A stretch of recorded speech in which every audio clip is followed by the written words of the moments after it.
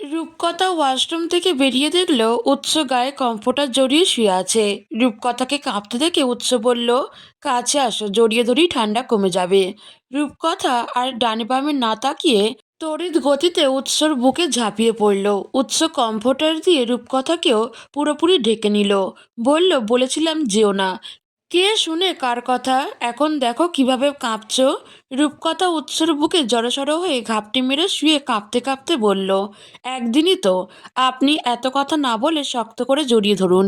গা কাঁপছে আমার। তার কথা শেষ হওয়ার আগেই উৎস আরও শক্ত করে জড়িয়ে ধরল তাকে। এতটাই শক্ত করে ধরেছে যেন নিজের বুকের মধ্যখানে ঢুকিয়ে নেবে মেয়েটাকে। রূপকথা বলল, এমন ডেঞ্জারাস কিছু কালকেও হবে?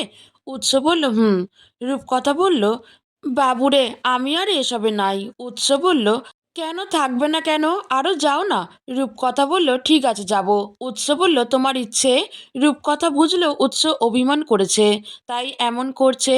পর মুহূর্তেই রূপকথা একটা ভেবে একটা বুদ্ধি বের করলো। তো যেই ভাবা সেই কাজ। রূপকথা উৎসর টি শার্টের ভেতরে হাত ঢুকিয়ে দিল। এরপর তার পিঠে সুড়সুড়ি দিতে লাগলো। সুড়সুড়ি অনুভব হলেও উৎস চুপ করে মটকা মেরে শুয়ে রইল। যেটা রূপকথার সহ্য হলো না। বলল, আপনি কি এলিয়েন? আপনার সুশ্রী লাগে না? উৎস বলল, ও আচ্ছা, সুশ্রী দিচ্ছিল নাকি? রূপকথা বলল, তো? উৎস বলল, আমি আরও ভাবছি আদর করছো, তাই তো চুপচাপ ফিল নিচ্ছিলাম। উৎস কথা শেষ হতে না হতেই রূপকথা তার পিঠে নখ বসিয়ে দিল। বলল, আদরের বহিঃপ্রকাশ। উৎস বলল, আদরের বহিঃপ্রকাশ নখ দিয়ে নয়, ঠোঁট দিয়ে হয়। রূপকথা এবার লজ্জা পেল, যার দরুন উৎসর বুকে আরও ঢুকে গেল। রূপকথা লজ্জা পেয়েছে দেখে উৎস বলল, তুমি আমার সঙ্গে যেটা করেছো সেটা যদি আমি তোমার সঙ্গে করি তাহলে কেমন হবে? রূপকথা জিজ্ঞেস করলো, কি করেছি? উৎস বলল, যা করেছো তা আমি করে দেখাই। রূপকথা বলল, না। উৎস শুনল না, উল্টো রূপকথার শাড়ি ভেদ করে তার উন্মুক্ত কোমরে আর পেটে সুড়সুড়ি দিতে লাগলো। রূপকথা মোচড়ামুচড়ি করতে করতে বলল, এগুলো কোনো কথা? আমি করেছি বলে আপনাকেও করতে হবে? উৎস বলল, অবশ্যই। রূপকথা উৎসর হাত ধরে বলল, আমি মাকে বলে দেব। উৎস জিজ্ঞেস করলো, কি বলবে?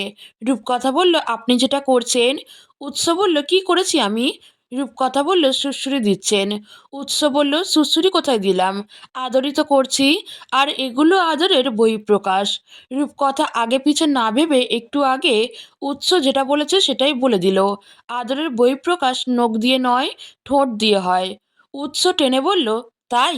কি বলতে কি বলেছে বুঝতে পেরে রূপকথার ধ্যান ভাঙল। আবারও লজ্জার আভা এসে ভিড় জমালো তার গালে। মুহূর্তেই সেই আভায় গালটা লাল বর্ণ ধারণ করলো। রূপকথার লজ্জায় লাল হয়ে আসা মুখটা দেখে উৎস বলল, আদরের বহিঃপ্রকাশ তবে নখ দিয়ে নয়, ঠোঁট দিয়ে হয়। রূপকথা কিছু বলল না। উৎস বলল, কথা বলছো না কেন? রূপকথা বলল, কি বলবো, লজ্জা লাগছে তো আমার। উৎস এবার উচ্চস্বরে হেসে দিল। সেই হাসির শব্দ শুনে রূপকথা যেন আরো লজ্জা পেল। উৎস হঠাৎ রূপকথার কপালে কপাল ঠেকিয়ে বলল, কখনো যদি কাতর কণ্ঠে আবদার করে কিছু চাই তবে কি ফিরিয়ে দেবে? উৎসর কণ্ঠ ছিল একরাশ মাদকতা, যা রূপকথাকেও বেসামাল করে দিল। হিতাহিত জ্ঞান হারিয়ে জ্ঞানশূন্য হয়ে রূপকথাকেও বলে বসলো, কি চাইবেন আমাকে? উৎস বলল, আগে বলো দেবে, তারপর বলবো। রূপকথা বলল, দিব। উৎস বলল, এই যে দেবে বললে, পরে পাল্টি খাবে না তো? রূপকথা বলল, না। রূপকথার স্বীকারোক্তি পেয়ে উৎস নিজের ঠোঁটটা রূপকথার ঠোঁটের দিকে এগিয়ে দিতেই বাইরে থেকে আওয়াজ এলো, ভাইজান, সারাদিন বর নিয়ে দরজায় খিল দিয়ে বসে থাকলে চলবো? তাড়াতাড়ি বের হয়ে আসেন। রাবেয়া বেগমের কথায় দুজন ছিটকে দূরে সরে গেল, যার দরুন রূপকথা ধপাস করে বিছানা থেকে নিচে পড়ে গেল। রূপকথা আর্তনাদ করে বলল, ও মা গো, কোমরটা গেল তো আমার। উৎস তাড়াতাড়ি করে বিছানা থেকে নেমে রূপকথার মুখ চেপে ধরল। বলল, প্লিজ চিৎকার করো না, বাইরে নানি আছে।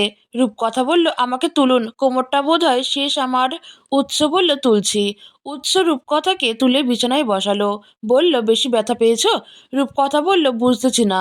উৎস বলল, তাহলে হয়তো বেশি ব্যথা পাওনি, কারণ বালিশের উপর পড়েছে তো। রূপকথা দেখলো নিচে একটা বালিশ পড়ে আছে, বুঝলো সে বেশি ব্যথা পায়নি।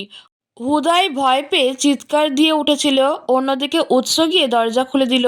দেখলো বাইরে কেউ নেই। উৎস ভাবলো নানি হয়তো তাদের ডেকে চলে গেছে। তাহলে নিশ্চয়ই রূপকথার চিৎকার শুনতে পায়নি। রূপকথা বলল, নিচে গিয়ে দেখে আসবো নানি কেন ডাকছে। উৎস বলল, না, দাঁড়াও, আমি রিঙ্কির থেকে মলম নিয়ে আসি।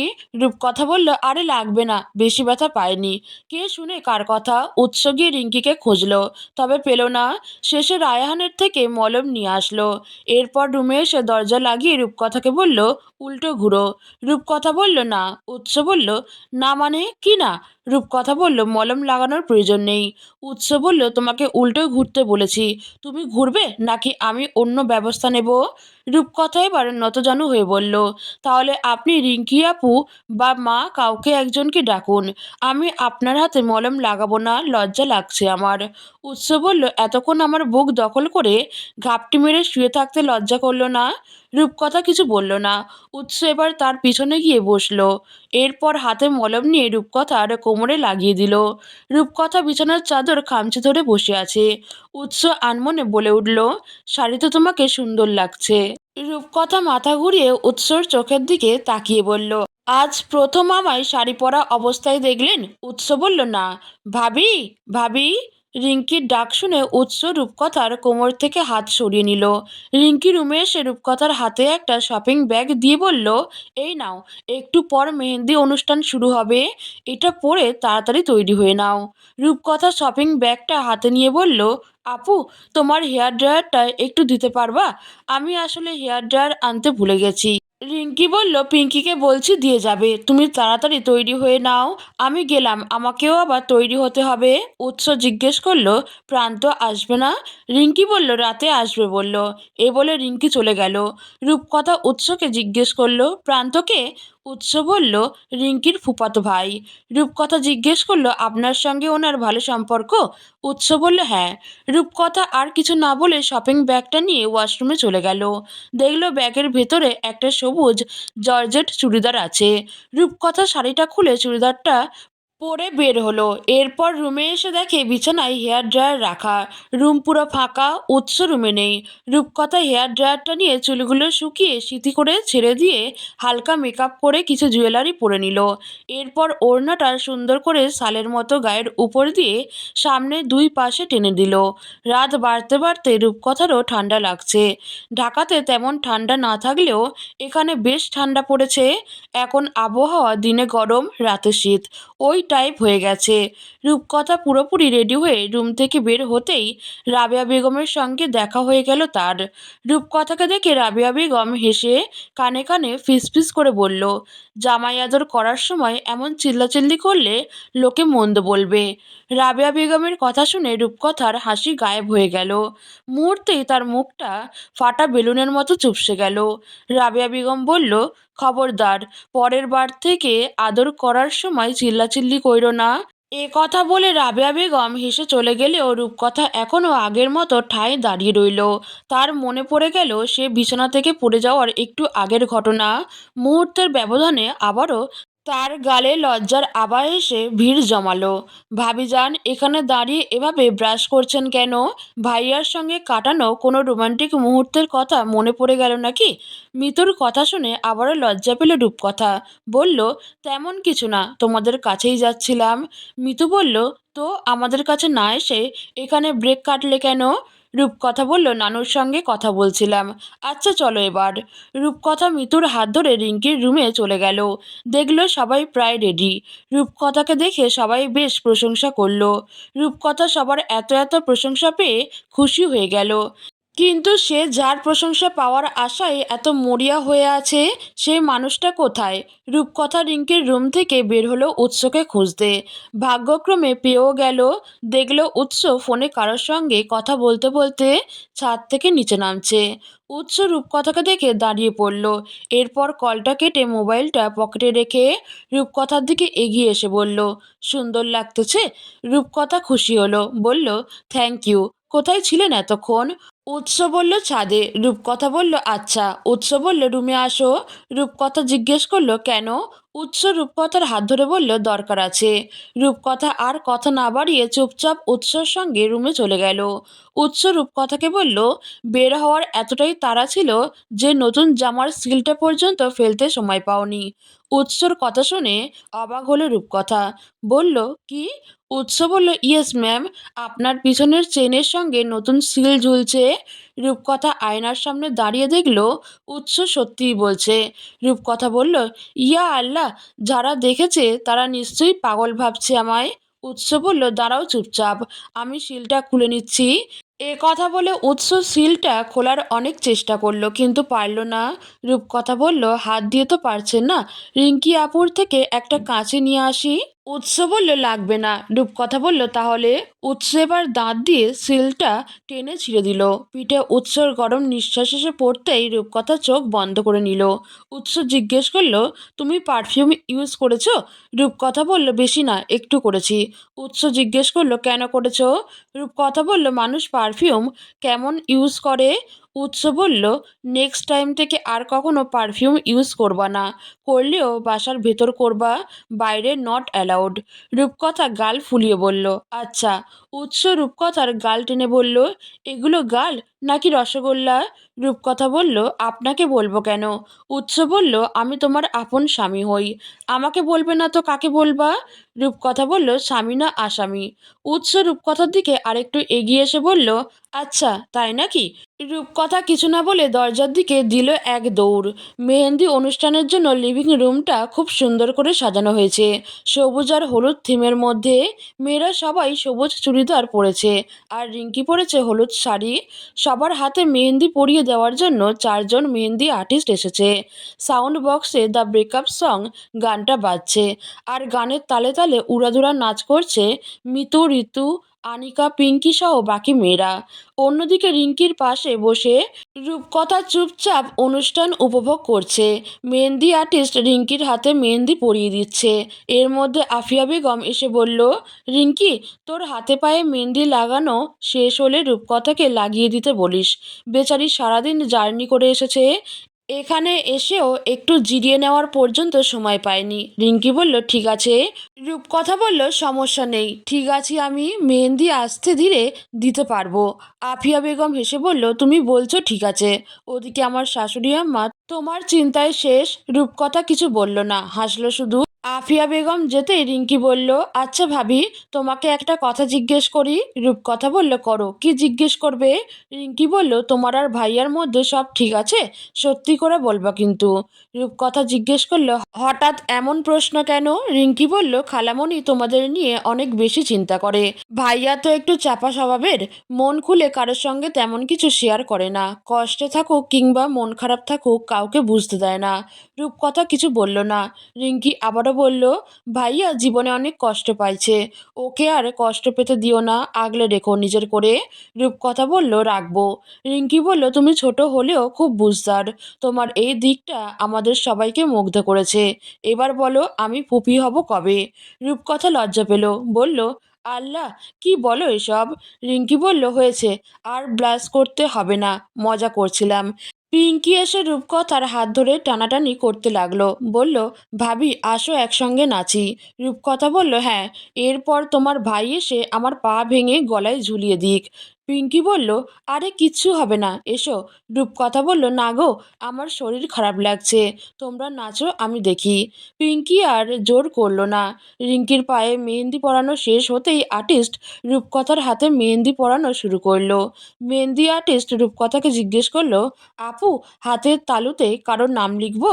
রূপকথা বলল, নাম হাতের তালুতে লিখবো না আপু, আঙুলে লিখবো। আর্টিস্ট অবাক হয়ে বলল, সচরাচর মানুষ তো হাতের তালুতেই নাম লিখে আপু। রূপকথা হাসলো, কিছু বলল না। তার দেওয়া ইলাস্ট্রেশন অনুযায়ী আর্টিস্ট তাকে মেহেন্দি পরিয়ে দিল। রাত 10টার দিকে সবাইকে মেহেন্দি পরানো শেষ হলো। রূপকথা 2 হাত ভরে মেহেন্দি পড়েছে আজ, তাই তাকে আয়েশা বেগম খাইয়ে দিল। রূপকথা সেই সন্ধ্যা থেকে উৎসকে খুঁজছে, অথচ একবারও তার দেখা পেল না। কাউকে যে জিজ্ঞেস করবে সে উপায়ও নেই, সবাই মজা নেবে। হাতে কভারিং মেহেন্দি পড়েছে, তাই খুব দ্রুত শুকিয়ে গেছে। রূপকথা রুমে এসে দরজা লাগিয়ে কোনো রকমে সময় আস্তে ধীরে চুড়িদারটা খুলে একটা পিসের সেট পরে নিল। এরপর বিছানায় বসে উৎসকে কল দিল। রিং হলো কিন্তু উৎস রিসিভ করলো না। রূপকথা কয়েকবার কল দিয়ে শেষে ব্যর্থ হয়ে উঠে ওয়াশরুমে চলে গেল। এরপর হাতের মেহেন্দি উঠিয়ে ফ্রেশ হয়ে এলো। এরপর দরজার লক খুলে শুয়ে পড়ল, যেন উৎস আসলে তাকে আবার উঠতে না হয়। বেবি গার্ল, বেবি গার্ল, ওঠো। বেশ কয়েকবার এই ডাক শোনার পর রূপকথার ঘুম হালকা হলো। নড়ে চড়ে উঠল মেয়েটা। গলা শুনে বেশ বুঝতে পারছে এটা উৎস, কিন্তু তার গলা এমন শোনাচ্ছে কেন? রূপকথা আর সময় নষ্ট না করে উঠে বসলো। ব্যালকনি থেকে আসা আলো আর ড্রিম লাইটের আলোয় উৎসকে স্পষ্ট দেখছে রূপকথা। উৎস তার পায়ের কাছে বসে কেমন যেন ঢুলছে। রূপকথা জিজ্ঞেস করলো, কি হয়েছে? ঠিক আছেন আপনি? কোথায় ছিলেন এতক্ষণ? উৎস রূপকথার পা ধরে বলল, ঠিক নেই আমি। রূপকথা বলল, নর্মালি বসে কথা বলুন। পা ধরে বসে আছেন কেন? উৎস বলল, বলবো না। রূপকথা উৎসকে পায়ের কাছ থেকে টেনে তুলল। তার কেন যেন উৎসকে স্বাভাবিক মনে হচ্ছে না। জিজ্ঞেস করলো, ঠিক আছেন আপনি? উৎস মাথা নাড়িয়ে বোঝালো ঠিক নেই সে। রূপকথা জিজ্ঞেস করলো, কি হয়েছে বলুন। না বললে কিভাবে বুঝবো? শরীর খারাপ লাগছে আপনার? মাকে ডাকবো? উৎস বলল, উহু। রূপকথা বলল, তাহলে? উৎস কিছু না বলে ঠোঁটে আঙুল দিয়ে বসে আছে। রূপকথা জিজ্ঞেস করলো, আপনি ঘুমাবেন না? উৎস না সূচক মাথা নাড়ালো। রূপকথা বলল, তাহলে কি করবেন? উৎস বলল, তোমাকে আদর করব। রূপকথা বলল, এখন আদর করার সময় না তো, এখন তো ঘুমানোর সময়। উৎস বলল, না না না। এই কথা বলে উৎস রূপকথার দিকে আরেকটু চেপে বসলো। এরপর মুহূর্তের ব্যবধানে তাকে এক টানে নিজের কোলে বসিয়ে দিল। উৎসর এমন কাণ্ড দেখে রূপকথা যেন বেকুব বনে গেল। উৎস রূপকথাকে আরো অবাক করে তার ঘাড়ে চুমু খেতে লাগলো। রূপকথা তাকে নিজের থেকে সরাতে চাইলো। জিজ্ঞেস করলো, আপনি নেশা করেছেন? উৎস রূপকথার ঘাড় থেকে মুখ তুলে বলল, একটু খেয়েছি লাল পানি। রূপকথা বলল, কোথায় পেয়েছেন? উৎস বলল, প্রান্ত এনেছে। রূপকথা কিছু বলার জন্য মুখ খুলছিল, এমন সময় উৎস নিজের আঙুল দিয়ে রূপকথার ঠোঁট থামিয়ে দিল। বলল, আদরের সময় বাড়তি কথা বললে নানিকে বলে দিব। রূপকথা আবারও চমকালো, বলল, ছাড়ুন আমায়। উৎস বলল, ছাড়বো না। রূপকথা বলল, তাহলে ব্রাশ করে আসুন, আপনার গাল থেকে গন্ধ বেরোচ্ছে, আমার বমি আসছে। উৎস বলল, ব্রাশ করে আসলে তোমায় আদর করতে দেবে? রূপকথা একটু ভেবে বলল, দিব।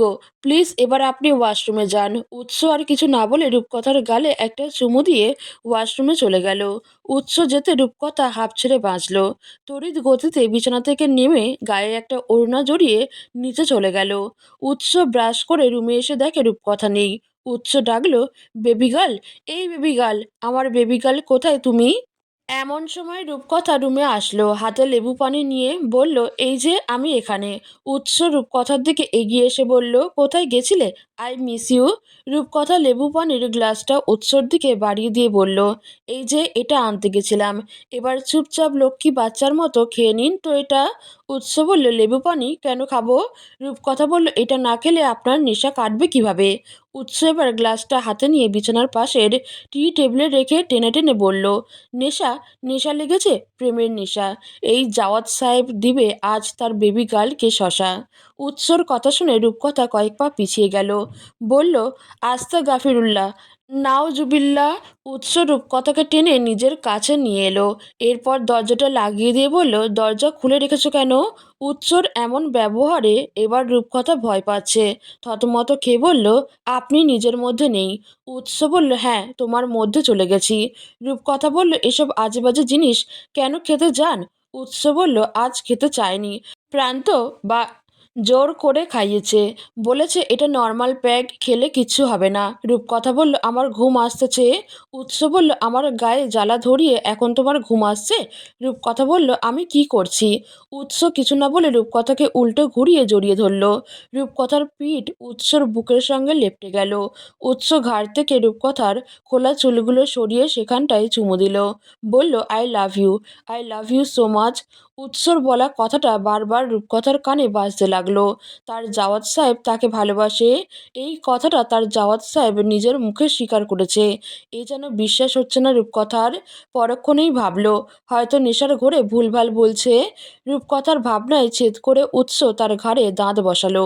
উৎসর দাঁতের জোরে রূপকথার চোখে পানি জমে গেল। বলল, ছাড়ুন, লাগছে আমার। রূপকথার লাগছে শুনে উৎস সেখানটায় ছোট ছোট চুমু দিতে লাগলো। বলল, এত সফট কেন? রূপকথা বলল, ঘুম আসছে আমার। উৎস বলল, না না না, ঘুমাতে দিব না। রূপকথা বলল, সকালে তাড়াতাড়ি উঠতে হবে। উৎস রূপকথাকে এবার কোলে তুলে নিল। রূপকথা ভয় পেল, বলল, এই মাতাল, কোল থেকে নামান আমাকে। একেই নিজে ঢুলুঢুলু করেন, তার মধ্যে আবার আমাকে কোলে নিয়েছেন কেন? উৎস ততক্ষণে রূপকথাকে নিয়ে বিছানায় চলে গেল। উৎস রূপকথার বিছানায় শুইয়ে তার পাশে বসলো। বলল, একটা আপ্পা দেই? রূপকথা বলল, না। উৎস বলল, প্লিজ একটা আপ্পা দেই না? রূপকথা বলল, ঠিক আছে, তবে জাস্ট মুখে দিবেন। উৎস বলল, ওকে, তুমি চোখ বন্ধ করো। রূপকথা বলল, বেশি বাড়াবাড়ি করলে কিন্তু আমি রাগ করব। উৎস মাথা নাড়িয়ে বলল, ওকে বস, এবার চোখ বন্ধ। রূপকথা চোখ বন্ধ করার খানিক পর অনুভব করল কেউ তার পেটে বেসামাল হয়ে চুমু খাচ্ছে। মুহূর্তে রূপকথা এক লাফে উঠে বসল, পেটে হাত দিয়ে বলল, কি করতেছেন আপনি? উৎস তাকে ধাক্কা মেরে শুইয়ে দিল। এরপর বলল, চুমু চুমু চুমু। রূপকথা বলল, আপনি গালে দিবেন বলেছিলেন। উৎস বলল, আমি বলিনি, তুমি বলেছ। রূপকথা বলল, এমন করলে কিন্তু আমি উঠে অন্য রুমে চলে যাব। উৎস বলল, যাও দেখি কত সাহস। রূপকথা বলল, সত্যিই চলে যাব কিন্তু। উৎস বলল, যাও। রূপকথা বলল, মাথা গরম হয়ে যাচ্ছে কিন্তু আমার। উৎস বলল, কাছে আসো, একটা আপ্পা দেই, ঠিক হয়ে যাবে। রূপকথা বলল, আপনি লেবু পানিটা খাননি কেন? উৎস বলল, লেবু পানি খেলে তোমাকে আদর করতে দিবে? রূপকথা বলল, দিব, তবে একটা শর্তে। উৎস বলল, আবার কি? রূপকথা বলল, লেবু পানি খেয়ে আগে 10 মিনিট চুপচাপ বসে থাকতে হবে। উৎস বলল, ততক্ষণে যদি আমার ঘুম চলে আসে? রূপকথা বলল, যাতে মাতাল হলেও তাহলে ঠিক। উৎস বলল, এত কথা বাদ, কাছে আসো, আদর করি।